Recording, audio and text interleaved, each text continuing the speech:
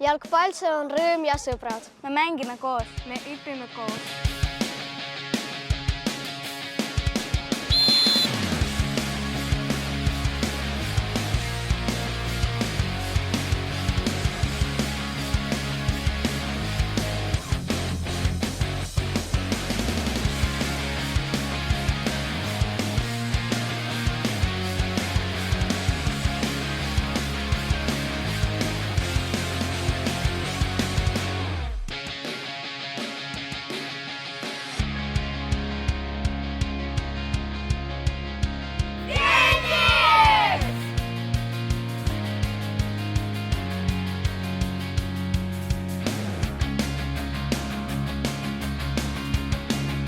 kui me oleme koos, Meid ei saa